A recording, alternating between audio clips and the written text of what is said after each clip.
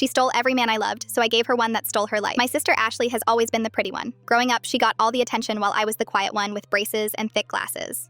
But it got worse in high school. Every guy I liked somehow ended up with her instead. First, it was Tyler from my chemistry class. I spent weeks working up the courage to talk to him. The day I finally decided to ask him to homecoming, Ashley walked up to his locker wearing her cheerleader uniform. They were dating by Friday. Then it was Chris from youth group. I'd been texting him for months about Bible study. We had these deep conversations about faith and life. I thought we really connected, until Ashley showed up to one service wearing a low-cut dress. Chris forgot I existed. In college, it happened again with my study partner David. We'd spend hours in the library together working on our psychology projects. I was falling for him hard. We had so much in common. Same sense of humor, same dreams about helping kids with learning disabilities. Ashley visited for Parents' Weekend wearing this tight red dress. David couldn't stop staring. By Sunday, he was asking for her number. She'd date them for a few weeks, get bored, then dump them. Meanwhile, I'd watch my heart get broken over and over. Ashley never seemed to notice or care how much it hurt me. Fast forward 10 years, I'm a social worker now, dealing with some pretty rough cases. That's how I met Marcus. He came into our office as a client, recently released from prison. Charming guy, really handsome, with these intense green eyes that made you feel like you were the only person in the room.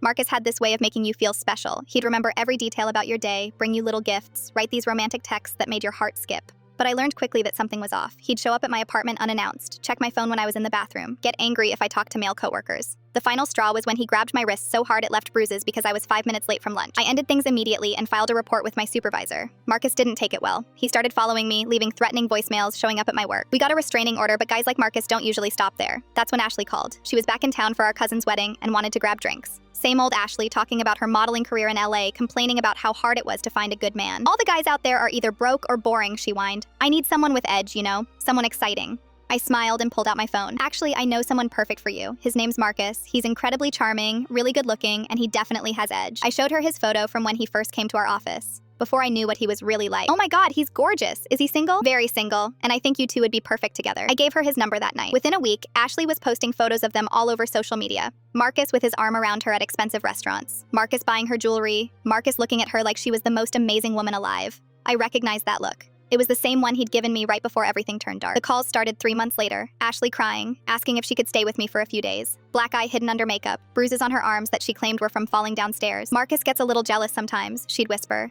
But he loves me so much, he just doesn't want to lose me. I listened and nodded and made sympathetic sounds. But inside, I felt nothing. 6 months after that, Ashley moved across the country without telling anyone where she was going. She changed her phone number, deleted all her social media, and cut contact with our entire family. Mom cries about it sometimes, wondering what happened to her baby girl. Dad hired a private investigator, but Ashley had disappeared completely. I could tell them the truth, that I introduced Ashley to a man I knew was dangerous, that I watched her fall into the same trap I'd escaped from. But Ashley taught me something important growing up. Sometimes the pretty girl doesn't get the happy ending, and sometimes the quiet one gets the last laugh.